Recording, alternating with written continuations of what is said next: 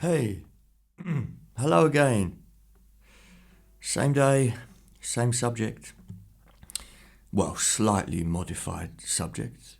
Having prepared myself and had a few more coffees, I thought I would attempt to explain relative major and relative minor, which is pretty small subject really, but I suppose, yeah, I'll do my best to explain it.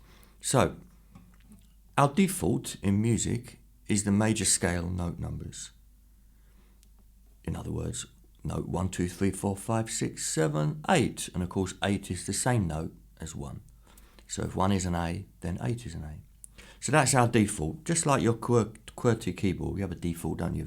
Otherwise, if every keyboard, all the letters were mixed up, it'd be pretty confusing. So in music, we have a default, and the default is a major scale. And that is based on acoustics. It is based on actual physics. It's not just pulled out of a hat. So those 7 note numbers are important acoustically.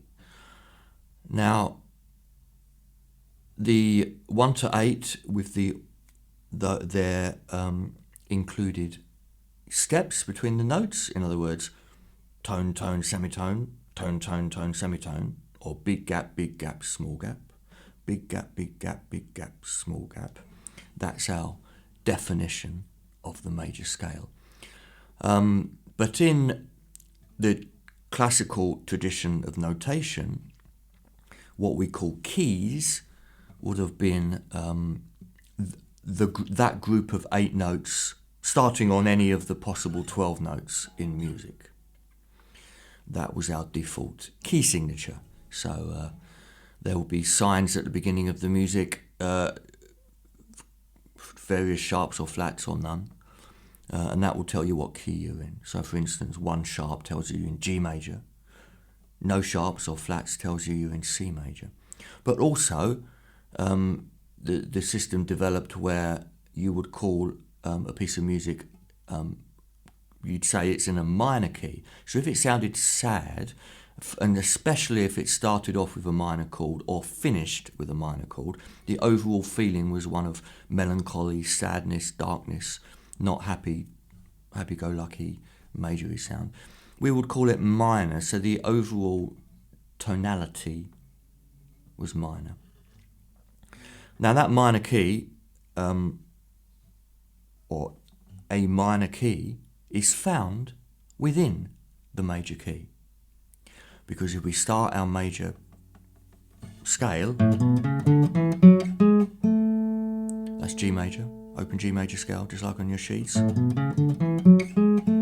Of course, I've got old Mr. Capo here, so 2nd fret, so it's not coming out as a G, but I'm thinking G. If we start 2 notes lower, in other words, note 6 from the scale, 8, 7, 6, we call that a minor scale.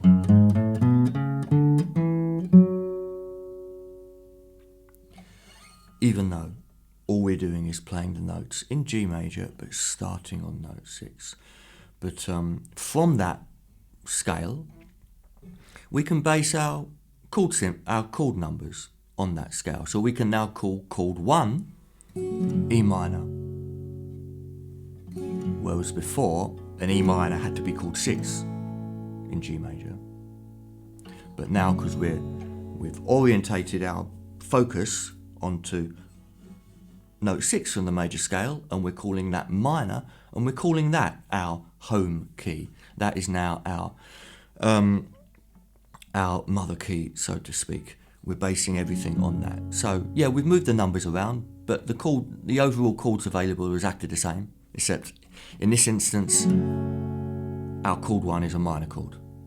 That's it. So relative major and relative minor just means that. It means every major key, traditional European idea of a major key, has a relative minor. And the relative minor starts on note 6. And we start on that note 6 and we call that note 6 note 1. And that's our relative minor. Hence in classical notation, a G major, which is 1 sharp in the key signature, that tells you G major, but it also tells you E minor. It also tells you the minor key which starts on note 6 of the major key. G, A, B, C, D, E, always note 6. So how do you know? Like I said last night, you don't really until you look at the music in a little bit more detail, or at least play it. But there are a lot of giveaways. What chord the song starts on, what chord it ends on, how many times it comes back to that E minor chord. Whereas if it was G major, it would much more commonly end on a G chord, start on a G chord, and everything would rotate around the G chord, the 1 chord, which is the most important chord in the key, what we call the key center. So if it feels like G major as a chord is the key center, then it's going to sound happy, jolly, majory. We call it major. But like I said last night, it is slightly arbitrary. You could write something in a minor key and it sounds more major than minor, to be honest. But we have to have some sort of default. And why bother with a minor key at all? Well, that's a good question. And the answer is really for sort of musical convenience. If we're playing a song and it keeps coming back to note 6 in the major key, chord 6 in the major key, we're not even maybe we're not even playing chord 1 in the major key. It's just a bit weird. The orientation of the way we're thinking about the music is a bit weird. We, as like simple primates, we like to think of things starting on number 1. So a lot of our songs will start on chord 1. Not all of them, but a lot of them will start on chord 1. And certainly they'll generally come back to chord 1. There aren't a lot of songs that don't play chord 1. There are a few, but not many. The one that springs to mind is Dreams by Fleetwood Mac. That just goes 4-5, 4-5, 4-5, 4-5. I don't even think it ever gets to 1. Well, I'm not sure, but 99% of it is just 4-5, 4-5.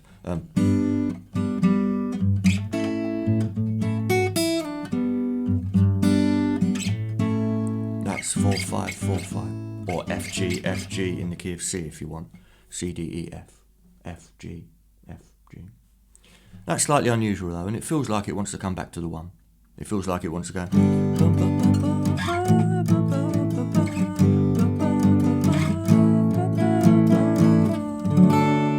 It feels like it wants to come back to the 1. But not coming back to the 1 is a nice piece of tension that music often really benefits from. And I think it's a great record, but that's only subjective.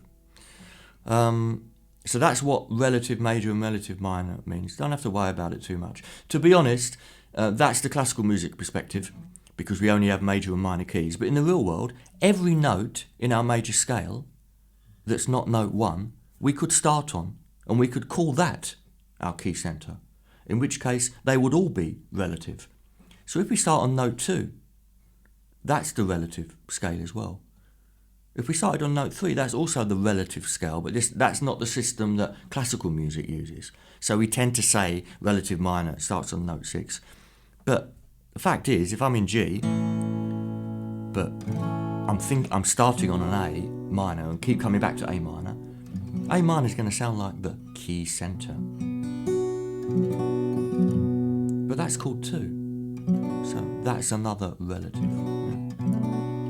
When guitarists and people write songs based on chord 2 that rotate around chord 2 and feel like they want to finish on chord 2, in other words, they in the sort of chord 2 household, we call that a Dorian key, because chord 2 is what's called the Dorian chord, which is a type of minor scale, but it's not the natural minor scale. The natural minor scale starts on note 6.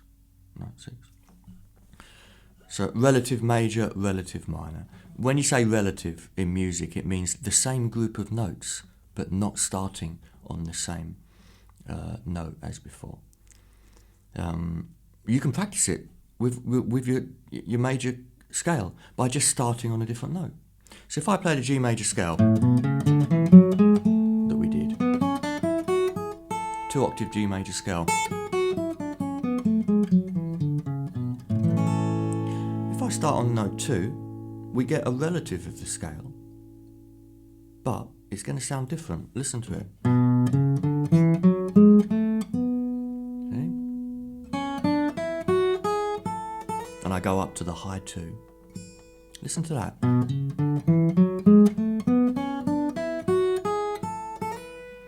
Now that's the minor, a type of minor scale, but it's not the natural minor.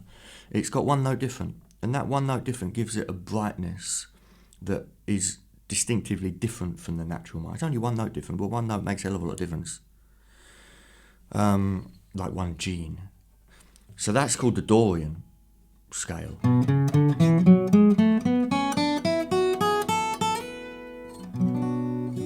And chord 1 in the Dorian scale is minor, because it's based on chord 2 from the major scale.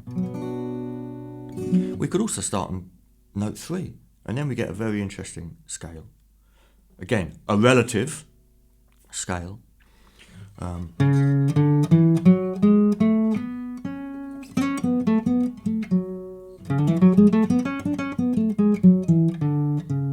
That's called the Phrygian scale, very sort of Middle Eastern.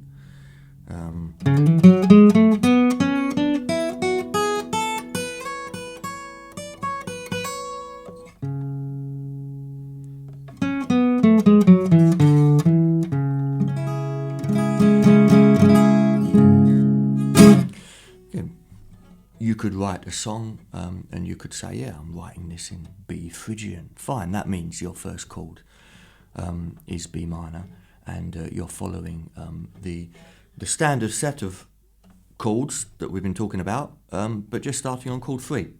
So chord 3 is now your relative. But I'm sort of digressing a little bit. In classical notation, and what most musicians talk about when they say the relative minor or major is the normal major scale down to the natural minor, which again starts on note 6. So that's why if we study G major for a bit, the next key I like to study is E minor, because as we found out last night, it's the same notes. So your fingers are doing exactly the same thing. They're just starting in a different place. It's exactly the same as running 400 meters around a track, but instead of starting at the start line, you're starting 100 meters further on, and you're finishing 100 meters further on. You're moving the start line, but you're moving the finish line as well. So overall, you're doing exactly the same thing.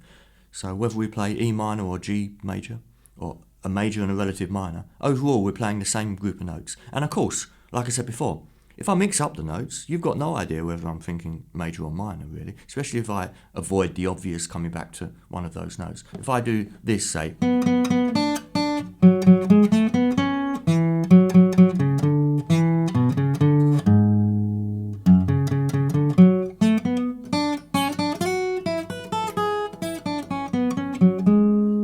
very sort of ambiguous sound. Is that minor or major? God knows. But I'm using all the same notes in G major. I'm just sort of avoiding the obvious coming back to a G all the time in G major, or coming back to an E in E minor.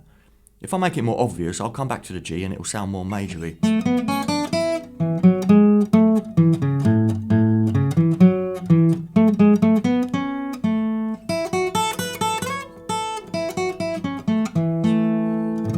So we keep coming back to the G, gives it that majory sound. So it depends what we do with the notes. It's nice to hear a tune where you're not quite sure what the musician is thinking. You can tell what notes they're playing, and you can narrow it down, and you can think, oh, it is that, but I wonder what they're thinking. I wonder if they're thinking minor or major, or maybe they haven't got a clue what they're doing, which is often the case. There's nothing wrong with that. Making it up as it goes along, that's what we call it. Or improvising is that's the highbrow name for it. Improvising. We'll get onto improvising one day. Maybe next week. Anyway, I'm going to have another coffee. Goodbye.